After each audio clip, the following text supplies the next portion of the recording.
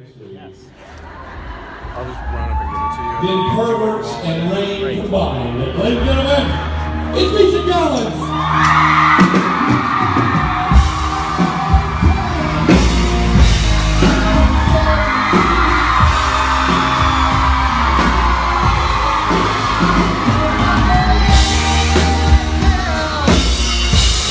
Come and make it alright.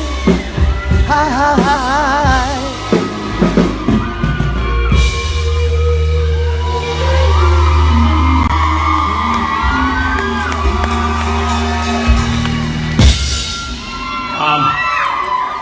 I'm live streaming this panel. I'm glad you're telling me that, because otherwise I was thinking you were really holding the phone in a weird way. Please get closer. For the viewing audience, this is what it looks like up on stage. Hi, viewing audience. Matt's as beautiful in real life as he is from where you're sitting. Stop focusing on his grind. I'm gonna put this down. Yeah, please do. Misha Collins, I hear if Twitter is to be believed, and why would lie to me, you've been out getting people to register to vote here in Georgia? You raised two important issues there. One is, and most importantly, that Twitter is the best source of news. Fact-based only. In this day and age, I've canceled my New York Times, obviously, subscription because I find that I get all the valuable information, mostly from Donald Trump's Twitter feed. Pretty much. Yeah, I've been out trying to get out the vote. I think it's important to vote. Because I don't know if you guys know how this works, but the idea is everybody goes and votes, and then whoever gets the most votes becomes the president. And, yeah, it's that easy. I thought it was a sweepstakes. No, a lot of times it feels like it is, but no, it's actually it's called the popular vote. I don't know why they named it that, because it's sort of unpopular. A lot of people don't like to vote, but yeah. So I feel pretty passionate about it this particular election cycle, and I've been fairly vocal about it. I get a lot of lighthearted critiques, like shut your stupid Hollywood liberal face, things like that. Okay, in fairness, I was saying that I didn't know that was supposed to be text. Fair point. It's a valid argument.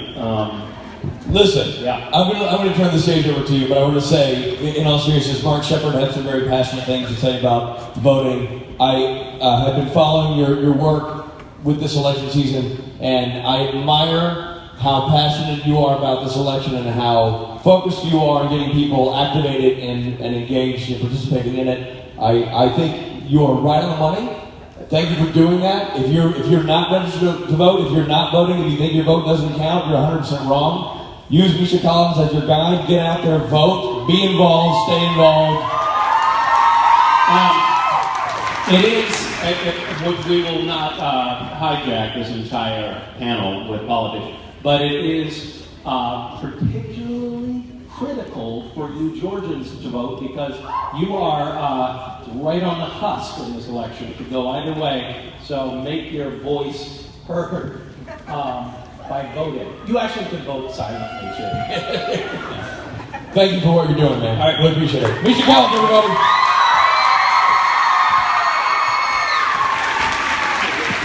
Okay.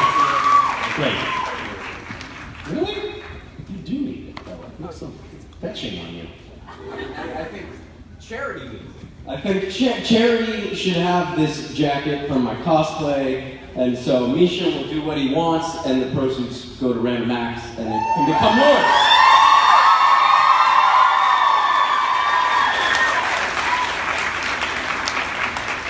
You handsome stud. No one will ever look as good as you in this. Thank you. Good people, how are you?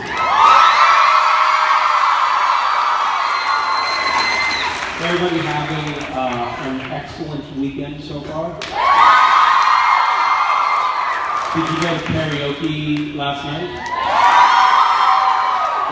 you're exhausted now?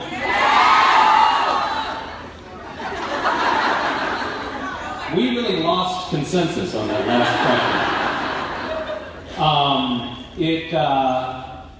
It's really lovely to be in Atlanta. I don't know why we haven't spent more time in Atlanta. Convention circuit, because you people are amazing, your city is beautiful, your buildings are lovely. You're welcome. We love you.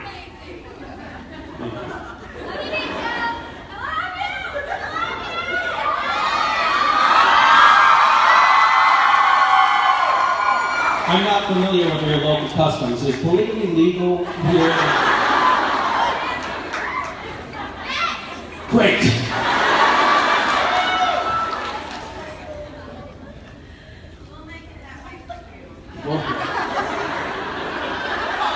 It'll be a write-in ballot initiative. Misha for president!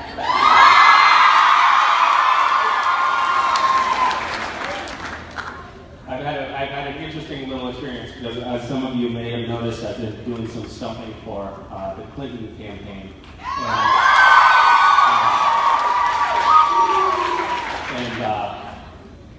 And I didn't know what was in store for me when I signed up for it, so when I went to Iowa, I thought I was joining into rallies where there were other people who were informed about politics who were going to be talking, and that I would just be like waving, like,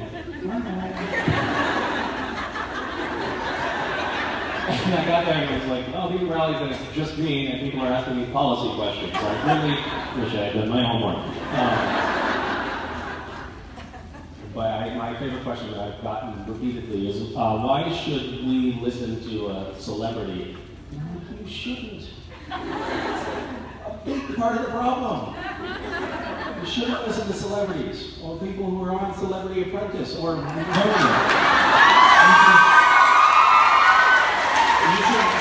read the newspapers. Fact check, find information. Information is your ally, is what I like to think. But yes, do not listen to celebrities, except for me. All right. Tom's telling you what to do. I like that idea a lot. Tell us what to do. I like the notion of an entire room full of people being like that. I'm sorry, Misha said we should. Where should we bury the head?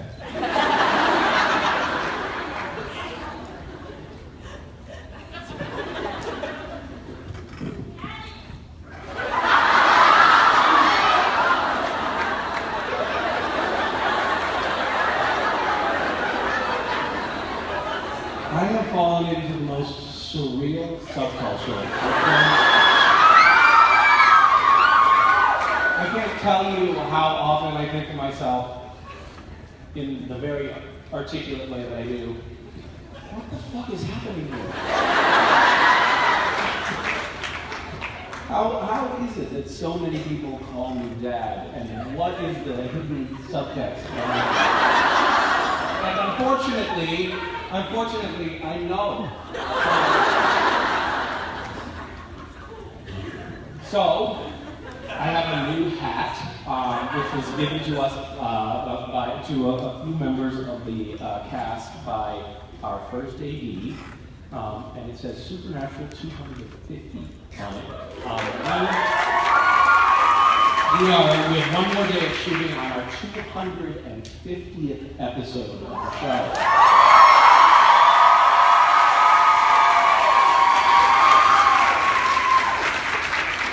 Which means if you want to binge watch Supernatural, you have to quit your job. You have to drop out of school, and you have to hunker down 40 hours a week for 7 weeks. Is that a challenge? You're like, sorry, Mom, Dad, and Misha's going to drop out of school. Yeah, I dropped out of school for charity, or to watch TV, or whatever, however you want to explain it. Isn't that amazing? So, let's have an informal dialogue here. Who has binge watched Supernatural?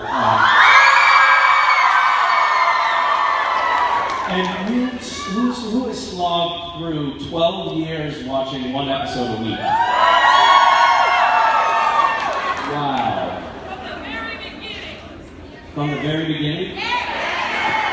Wow. So that's interesting. So we have like this big vocal contingency who have been binge watching, and then we also have the elderly. Who have been watching the show since its inception 12 years ago. So you set aside that evening, and I guess here's a smaller subset of the audience. Who has not used a DVR to watch Supernatural over the last 12 years?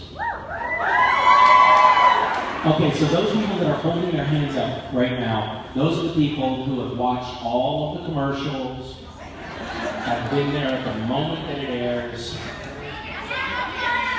Wow. What? Yes, Netflix. I know you kids, Netflix and chill and all that stuff. So that means that you every year you have to like set aside your Tuesday, Wednesday, Thursday, Friday night, whatever night we happen to be on that week, and you carve out that time, huh? Wow. That is awesome. Wow. No talking during Supernatural? That's a rule? I just learned something. You can talk during the commercials? Our sponsors do not like to hear that. No talking during the commercials. No, pretty much, I mean, in the sort of inner sanctum of Supernatural, we have a similar rule, which is you're only allowed to talk when Mark Shepard's on the screen. And otherwise, no talking. We get it, basically the same idea.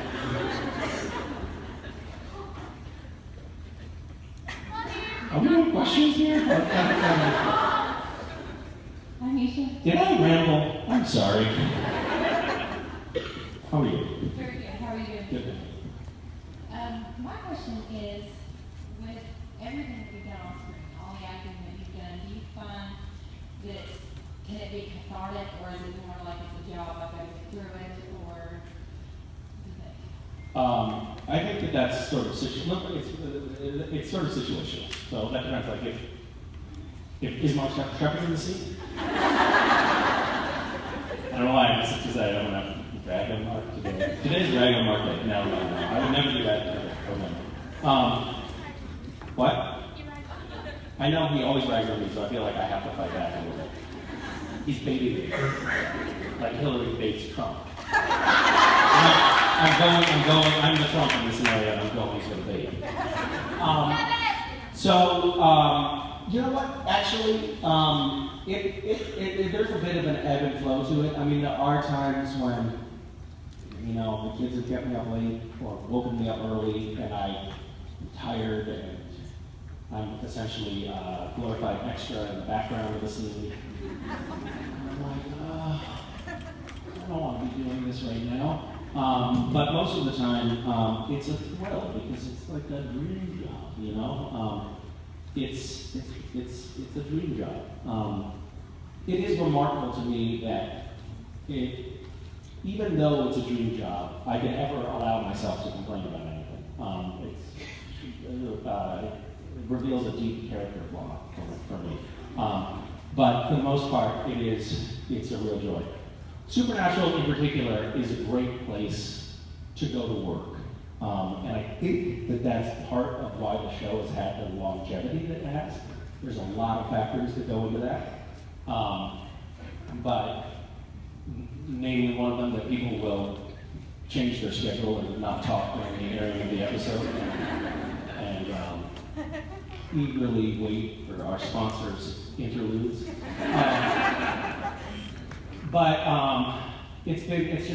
It's a great work environment where there's a lot of laughing and a lot of camaraderie, and the crew works their ass off. I mean, there are so many crew members on our show that have been there since season 1, and the schedule that the crew has to keep on the show is brutal. I mean, it's at least 65 hours a week, plus commuting. And commuting can be a bitch because we shoot on location all over the place. And even though, you know, I mean, we were shooting until 4 something a.m. on Thursday and later on Friday this week, and in the rain outside. And if it weren't a great group of people would be running for the hills. So we can't. It can be real slog at times. But we have. It really is a family on set, and so that helps mitigate any of my character flaw moments of self-pity. And now you're here, so thank And now I'm here, which is also a great job. So yeah, cool. Thanks.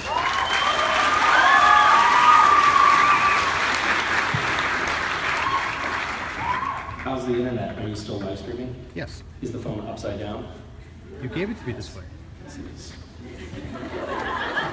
It's working. It's working. No one's complaining.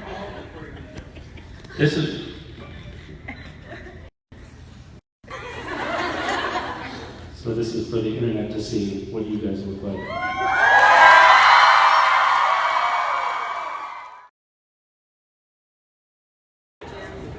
We're back.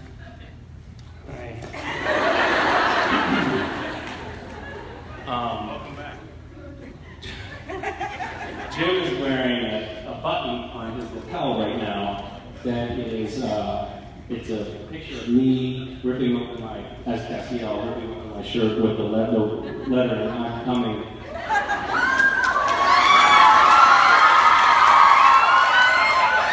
This is "I am coming," right? Yes.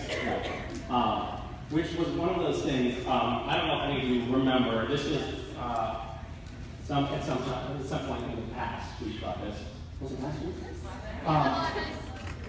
And I guess Amara had burned it in my chest. I can't remember.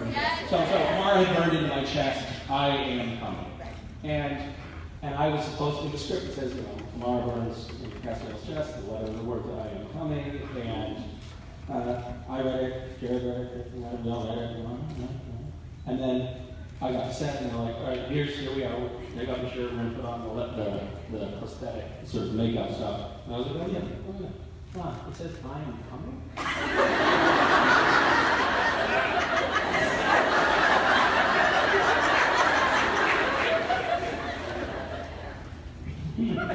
So the idea is I rip my shirt off.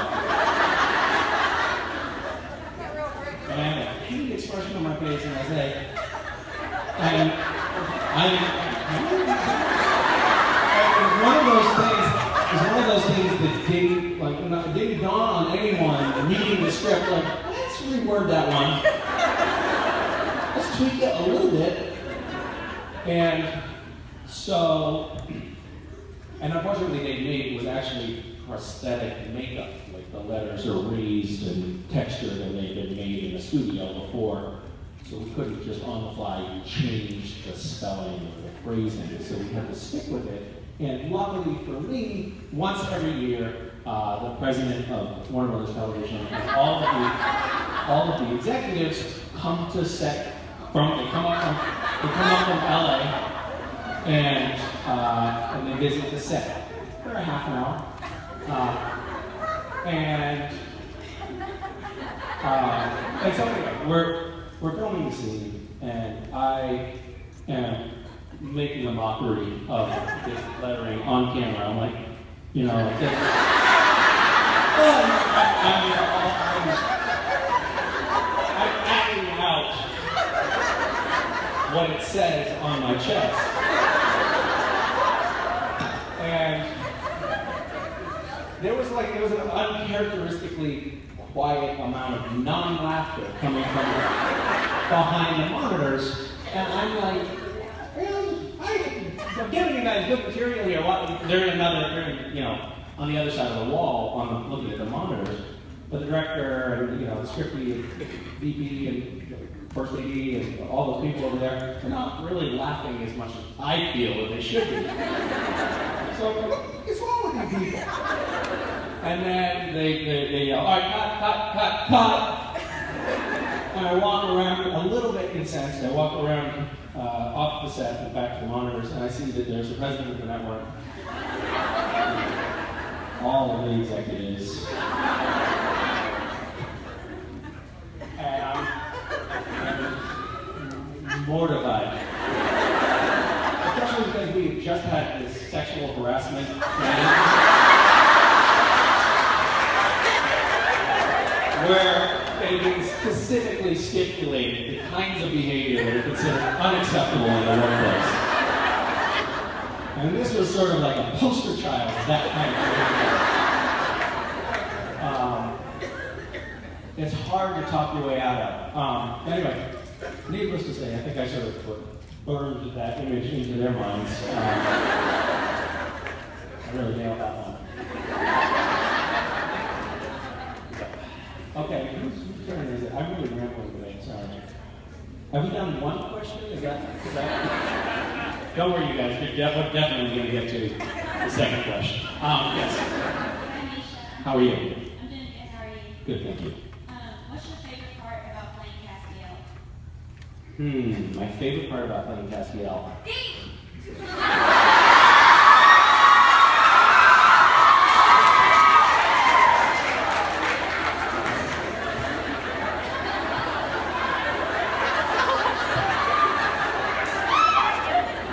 Sometimes I try to explain this subculture to people I just meet. And they don't, they don't understand. I don't understand. Nobody, but they don't understand. We're sorry, but we're not ashamed. That's actually that should be the supernatural fandom motto. We gotta stick with that. I'm sorry, but I'm not ashamed. So, wave your freak flag high. All right. My favorite part about playing Cass. I don't know. That's a good question. There's a lot that I like about playing Cass. I like that the character changes a lot. I like that he has superpowers. That's pretty cool. I like that there are action figures of my character. That was always a childhood dream of mine to actually have an action figure. I think it was maybe season 6 or something like that when there was a kid that Castiel had been shrunk down by Justin! thank you. And what's it called? Antichrist. Thank you. That word is escaping me. Subsequently, people accused me of being the Antichrist on the internet, which was cool.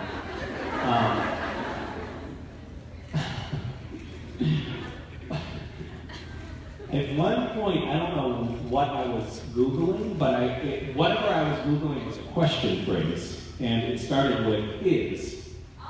And so I typed in "is," and then it auto-populated with, "Is Misha Collins the Antichrist?"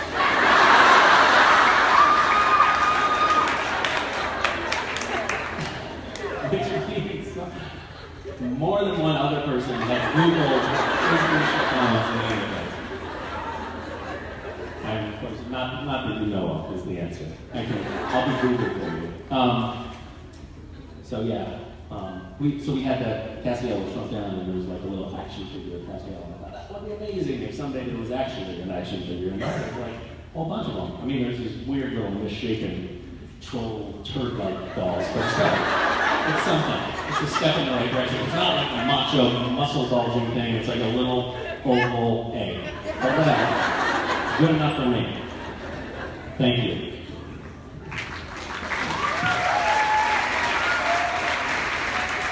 Hi, Misha. Hi. I'm William. My question is, my friend wanted me to ask her if you say love, she's over there. And the question is, if Castiel were to occupy another vessel, say a girl, would he or she be with Dean?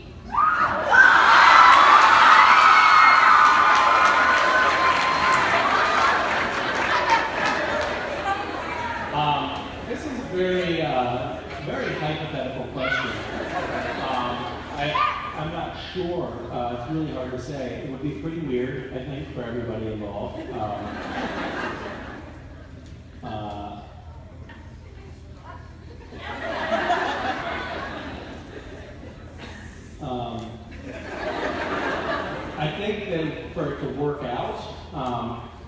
girl whose body Castiel had occupied would have to be Dean's type. So I think if Cass were to occupy the vessel of a well-endowed Asian beauty, I think it would be a no-brainer at that point. Did I successfully dodge that question? Did I alienate a large swath of the audience? Wait. Hi. Someone on Twitter wanted to know how does Cash charge his phone if he doesn't have a house, and if he's using Angel Mojo to charge it?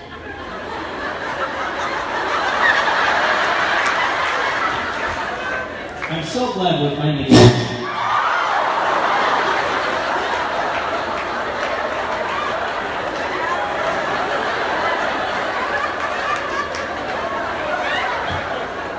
That happens anytime someone mentions Angel Mojo. Did you just spike the mic? It's like,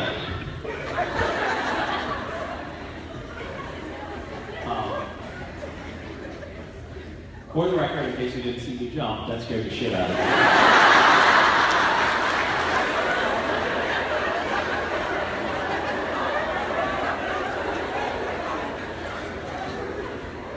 CW actor collapses dead from a heart attack.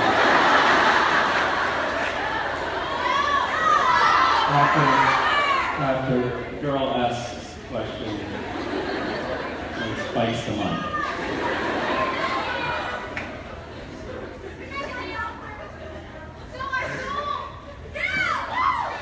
Oh, thanks. The resurrection.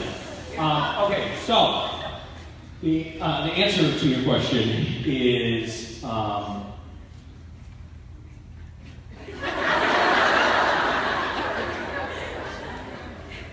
Castiel, right under his Enochian warding tattoo, has a USB port.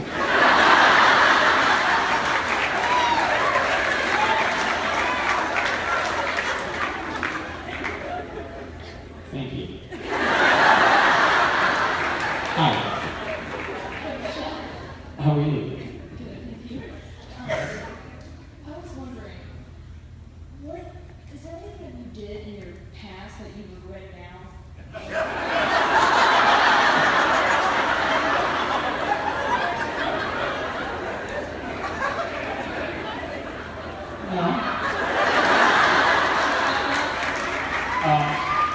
Are you like coming forward with some story or something atrocious that I did? Is that what this is? Are you confronting me with one of my most insidious past actions? I'm nervous, actually. Please don't talk about that time that I... yes, I'm full of regrets and self-loathing, if that's what you're... Thank you.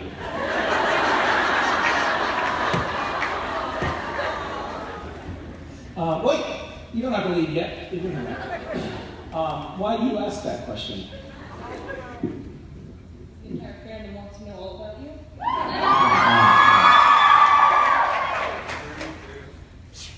Yeah, no, I've never done anything bad.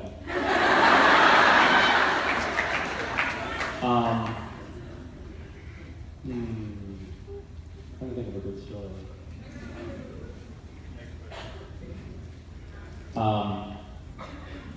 Yeah, I've done bad things. I definitely regret things, yes. I want to stop now searching at the search function for things that I've done that I regret because it's not a pretty picture of what's happening in my head right now. But I'll tell you an uplifting story that I've told before to change the subject. It's sort of about regret, but not really.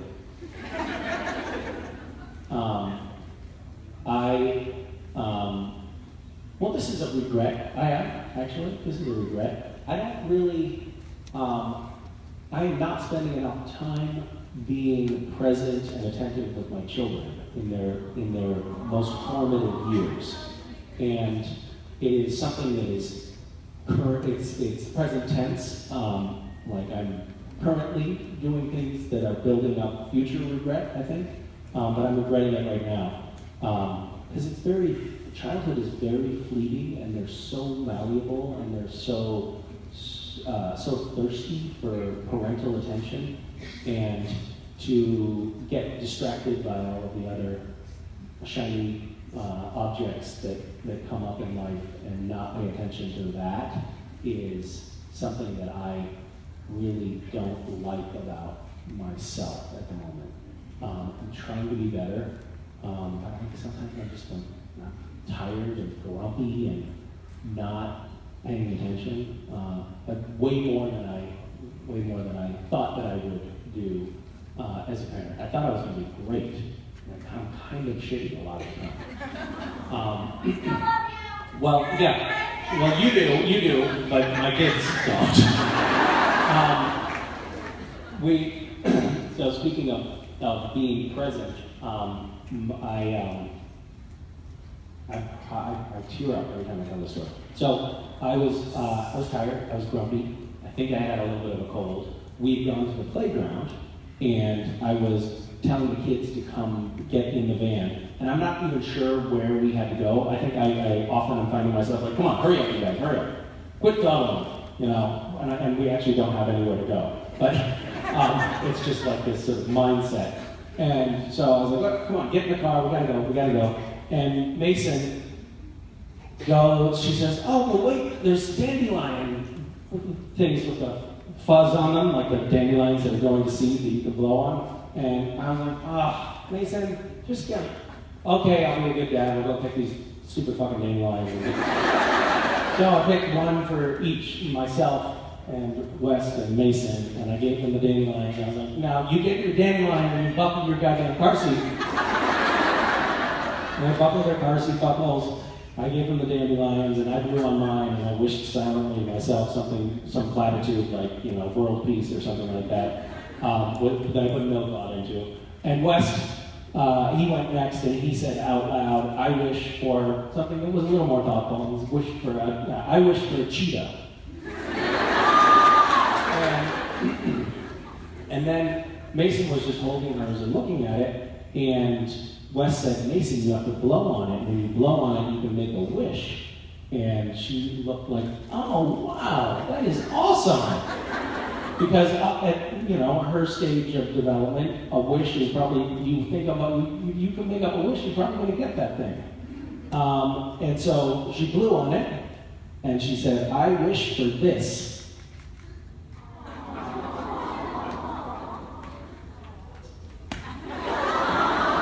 It's just like, it's such a beautiful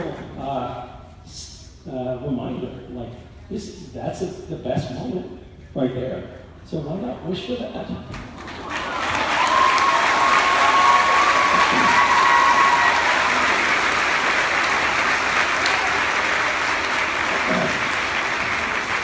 should practice telling that story at home so I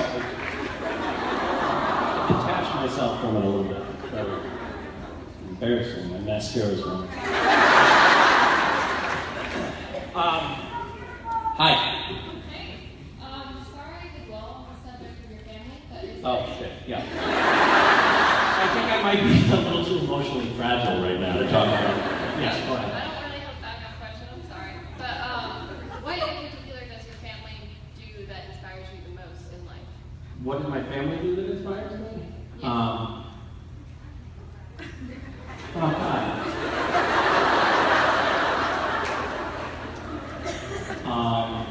Well, my wife, I can delineate many things about her that inspire me, but one very salient attribute of Vicky is that she, part of the brain that processes what's feasible, realistic, or possible, she is lacking that part of her brain.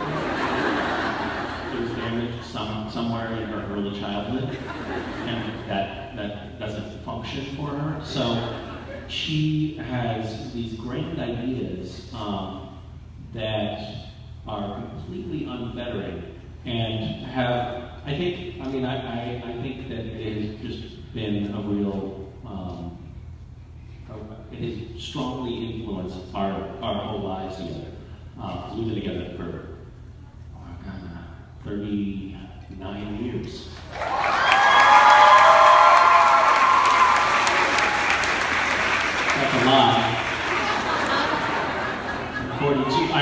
2, and we did not start dating when we were 3. But it's actually not that far off. I think we just had our... What's today's date? 22nd, I'm gonna check. The anniversary of when we met is the 24th, and we will 20. So that's yeah. So I'm gonna look that up. It's been a while. Anyway, so that for me that is very that's an amazing quality that she has. It's very inspirational. Mason is endlessly present, as I have described, and Wes is just super fiery. He just has this great fight that I love about him. Like, he is kind of not afraid of any situation or challenge, which I like. I think I'm gonna start getting jealous of him soon though, so I'm not crazy about that. Yeah. One of my other favorite kid stories is Mason is very adorable. We were in bed and reading. They sort of snuggle up at bedtime for reading stories, and I said, "I love you guys. I want you to stay my little babies forever." And Mason says, "No, I'm going to grow up." I said, "No, I want you to stay my little baby forever." "No, I'm going to grow up." "No, I want you to stay my little baby forever." "No, I'm going to grow up and I'm going to get old and I'm going to die."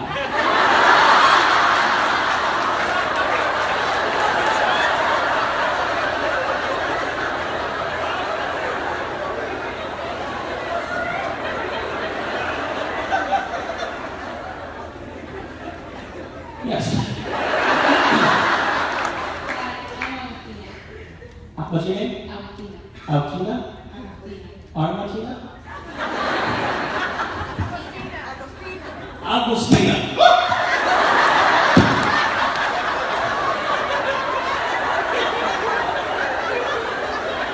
Okay, who's doing that?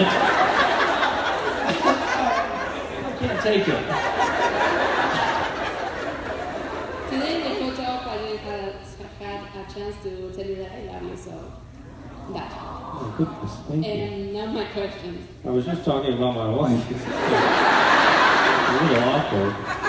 And in Supernatural, when you think of a happy ending for Castiel, what do you Happy, say? happy ending for Castiel? Well,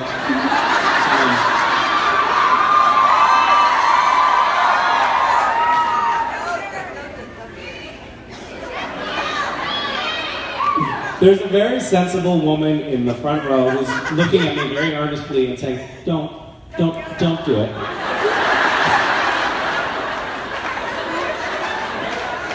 Don't, you're better than this. Don't go there. Don't. And she, yeah.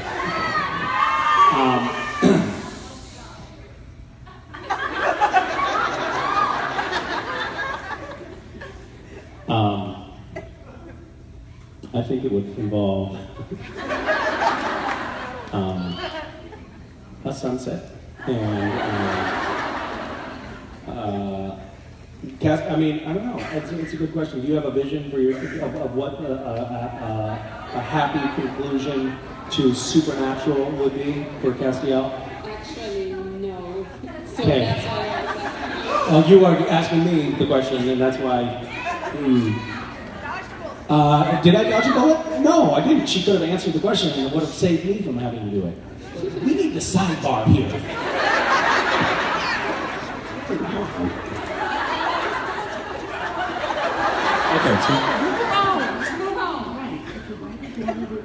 Okay, well, if they, okay, I think the writers might want, I mean, you don't know what the writers want. At the very least, look, we're talking about the ending. You know what? You and I are not getting along very well right now.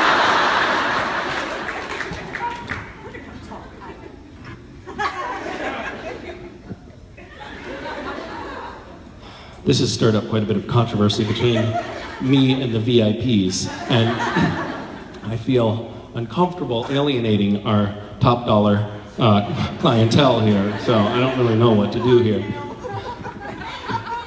But I do think that I think that were Castiel ever to wander into a seedy massage parlor,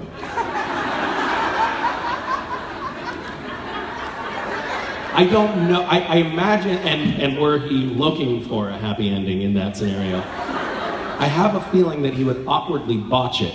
Because he wouldn't know the right code language to get, you know, you know what I mean? You do. It sounds like you've been in that situation. Okay, let's move on. Hi. Wait, you're from Australia? Okay, did you bring a translator? Because we're not going to be able to understand a word you say. Oh, this must be so frustrating. I don't know what you're saying. I wanted to ask you, I have binge watched quite a few seasons before I came. Yeah, in preparation? Yes. You wanted to come prepared. Okay. And I love all the religious yin-yang stuff going on with many different things they've done. And I wanted to know, did the cast know about Chuck?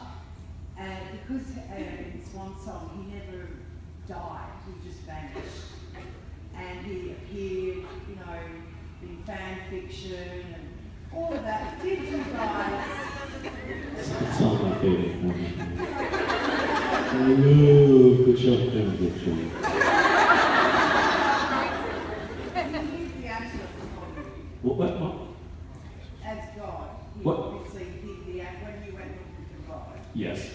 And I just wanted to know though, the cast, you guys, did you have any idea that he was going to stick around and be God? And, you know,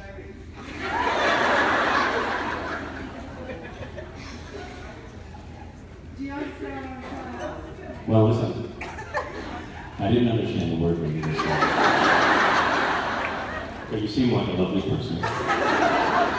The only thing I understood about what you said was that you're a big fan of Chuck fanfics.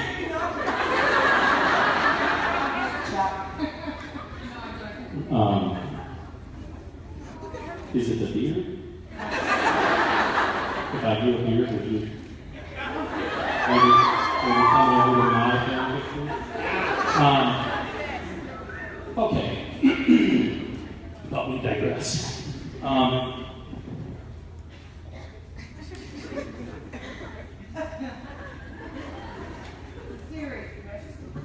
I know it is. Do you notice here? How long have you been here in North America? Only 5 days. 5 days. Have you noticed, does the toilet stand twirling in the opposite direction? I'm really jet lagged, sorry. You're jet lagged. Okay. You just want me to answer your question so you can go sit down. That makes sense. That makes sense. This is frustrating. I get it. I wouldn't want to be in this situation either. Some jerk just not answering the question. Diverting, talking about a toilet bowl? What the hell is happening? Yeah, it sucks. You know what? It does. I'm sorry. But welcome to America. You know?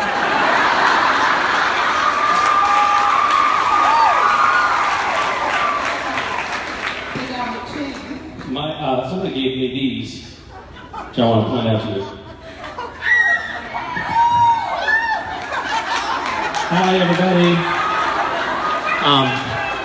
My wife has a pair of these at home, and she wears them around, and she cannot stop laughing while she's wearing one of these. It's like the funniest thing, and it never gets old for her. Anyway,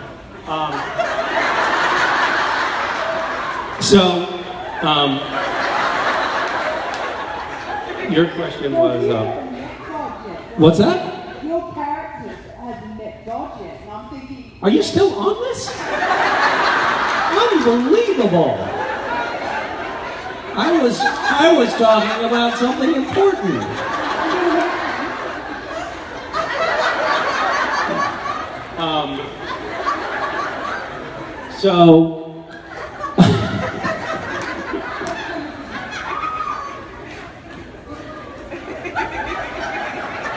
I wonder if this is what it's like when Donald Trump puts his hand on your leg.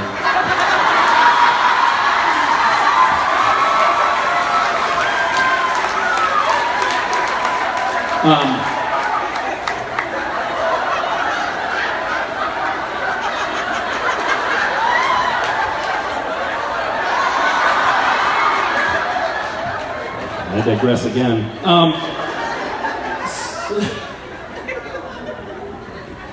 This is a good question. So, I mean, cats is gonna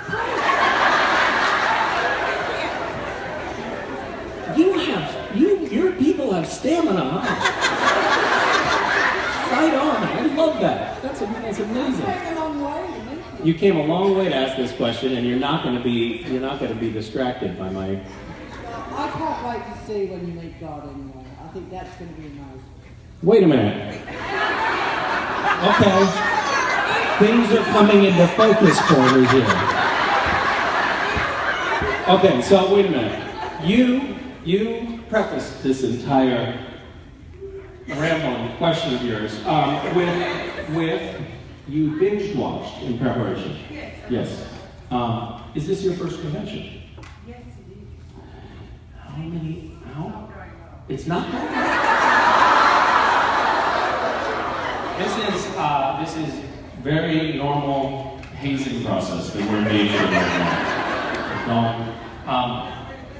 So, how many seasons have you watched? I've watched from the very beginning All the way to where? to the last second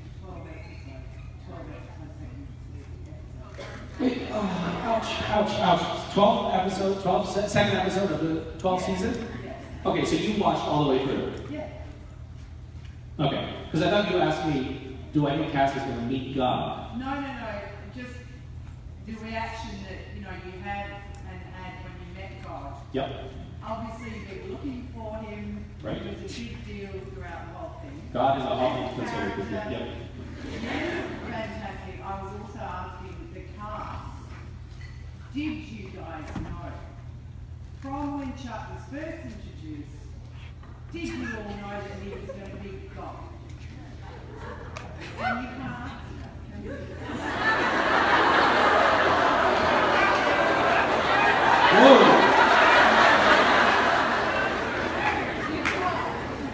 I don't know about down under, but here in America, you don't talk to people that way.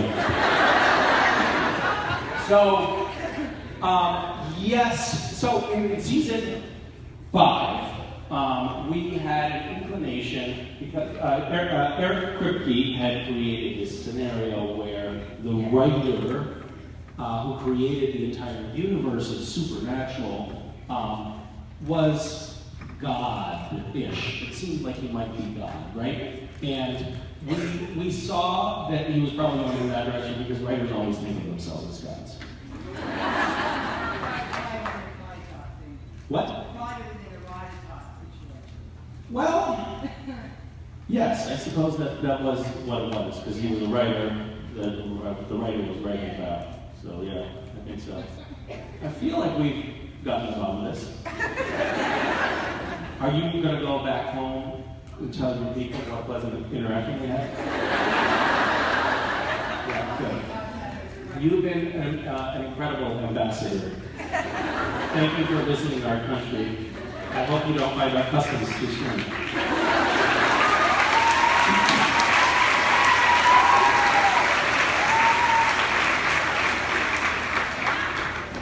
Hi.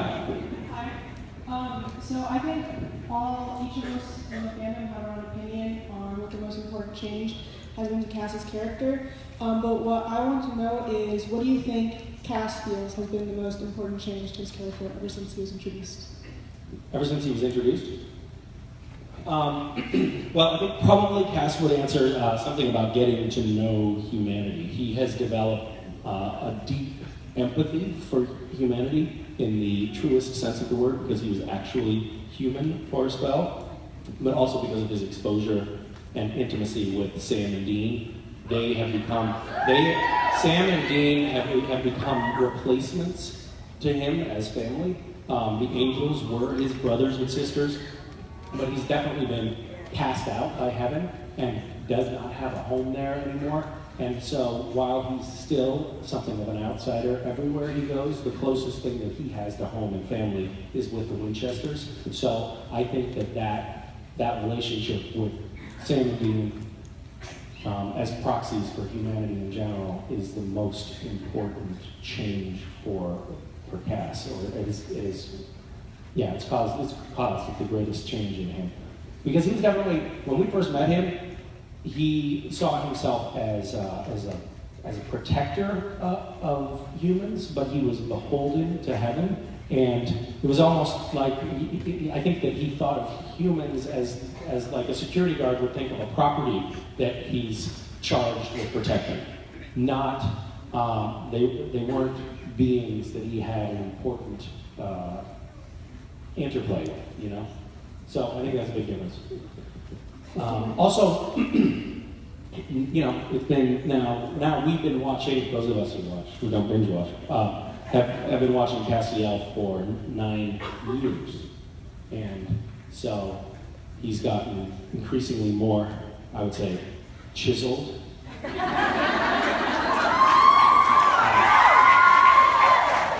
Over that time, I've noticed the character is as time passes, significantly more ripped.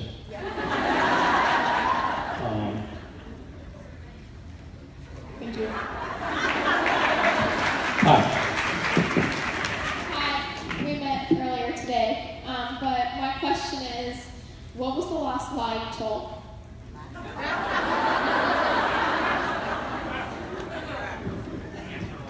Over the last 9 years, Castiel has gotten significantly more ripped.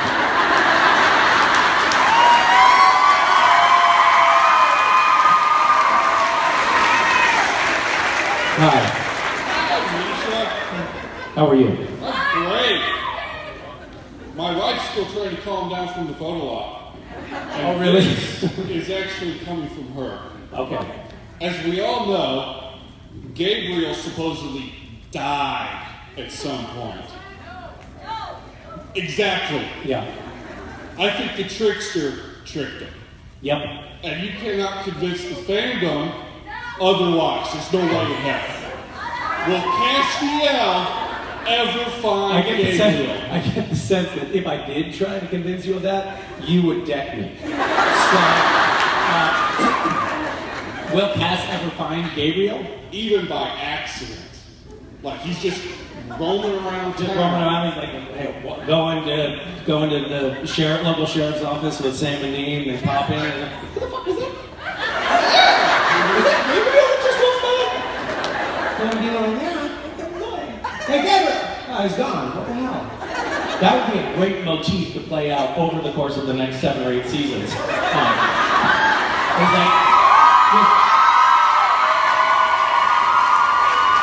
Gabriel, we think, somewhere in the distant background. It's actually a really good idea, thank you. I think if you see that implemented on screen, you'll know that you were its creator. But you will get no royalties. Hi. Hi, my name is Alicia. Hi, Alicia. Since Castiel has become more human and even was trying to date, is there a possibility that he would date and even conceive with a woman, considering he uses his angel blade for protection? Wait. Okay, what? Is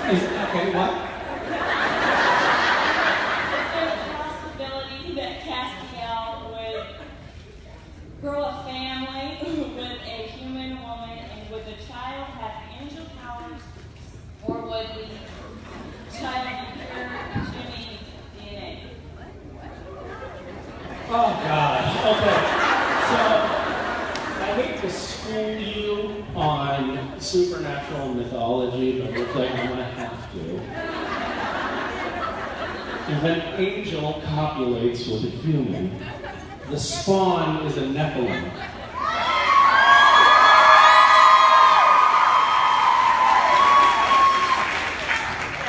I want to spike this mic. So, in answer to your question, if Cass were to lay, in biblical terms, with a woman, and they were to use as protection only an angel blade,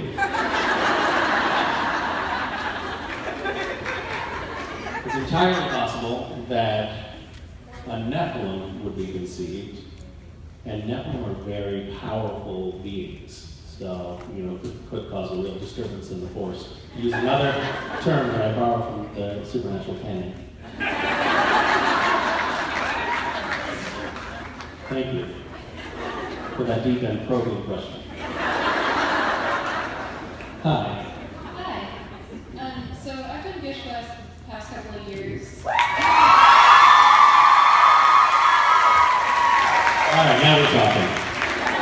Alright, I've seen some incredible and amazing things come out of people who do it. So I was wondering, although they've done some great things for the community, what's the most entertaining that you've ever seen or done?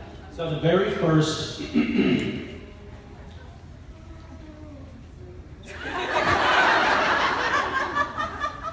one of the very first submissions that came in from Gishwas was an item that I had written, which was cover yourself completely in cotton candy with only your face exposed, and we must see a smearing of lipstick on your face.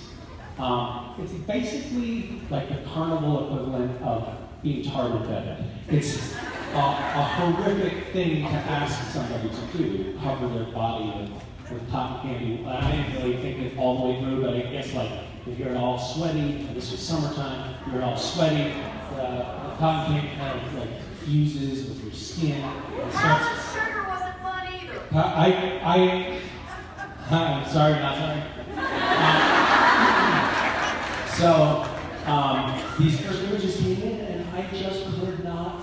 It was basically I asked people to do something disgusting and humiliating, and they did it. And I laughed and I laughed and I laughed. The images were incredible. So that one really stands out still for me. It was just a spectacular image. It was just one photo, and I think I actually had T-shirts made up of it, which, by the way, no one has ever worn because they just look disgusting. But it was this guy standing in his room like this, clearly miserable beyond belief, covered in pink cotton candy and red lipstick all over his face.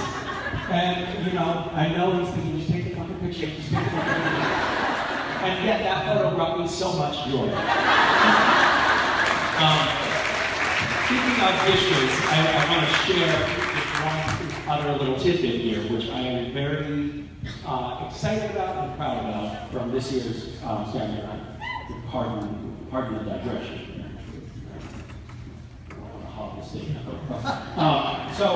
So one of the items that we had the item list, and then those of you who don't know, Gishwas is like a big kind of scavenger hunt, but it's a little bit more than a scavenger hunt. But how many people have done it here? It's kind of awesome, and the stuff that people do it's just amazing. But anyway, one of the things we had this year, we had the list, and the list went out, and we have we're trying to do a bunch of items in the scavenger hunt that get people to go out and do nice things in their communities. And so we had a bunch of those items, but we were like, we're a couple days into the hunt, and it was like, I feel like we're missing something. We could make a big impact. One year, we had done this thing where there was a veteran who had come back from Afghanistan, having lost both of his legs. His wife had a chronic illness. They had a child with very severe autism, and they were homeless. There was another nonprofit that was buying them a house, or building them a house.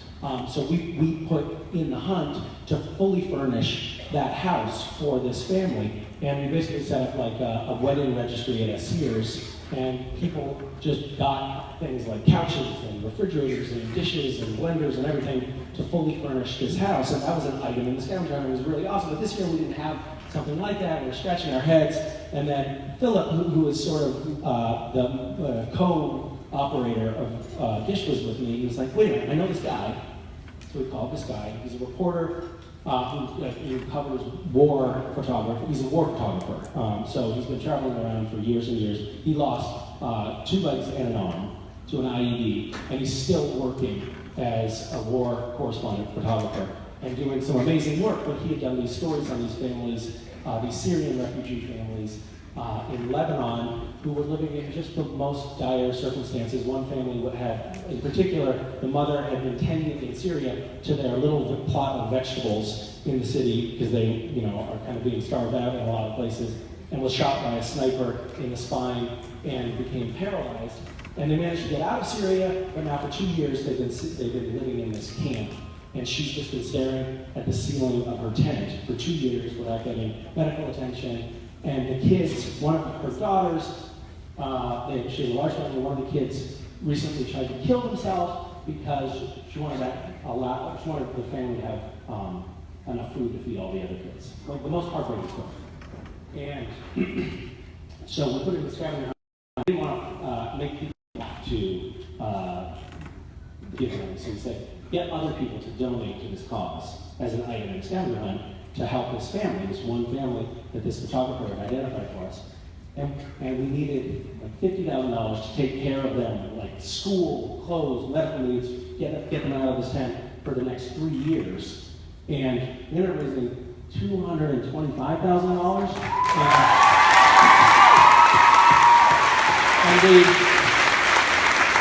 So we had to scramble, like that right away, we had raised enough money for that one family, and then we had to scramble to find another family, and another family, and another family. And tomorrow, or on Monday, Philip is going to be in Lebanon, meeting with these families and filming them finding out, because we haven't told them yet, that we have all this money for them. And that is really going to completely change their circumstances. Their lives are going to completely change. And it's so awesome, it's so cool, that you guys can participate in a game that has that kind of lasting impact on people. So, go Misha.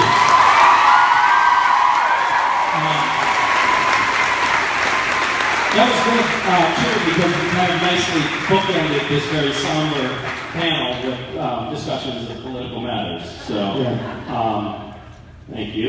I think that your charity and your generosity are matched only by your complete disregard for Jim's well-being and making him face this whole thing for an hour of holding a phone steady, Your Majesty. His arms are trembling. He's sweating profusely. Please let this thing be over. Look at the results. The good news is There's tears streaming down his cheeks. But you can rest easy knowing there's an unpaid volunteer. Thank you for using Jim's time like this. Truly, Misha Collins, your charity knows no bounds. Your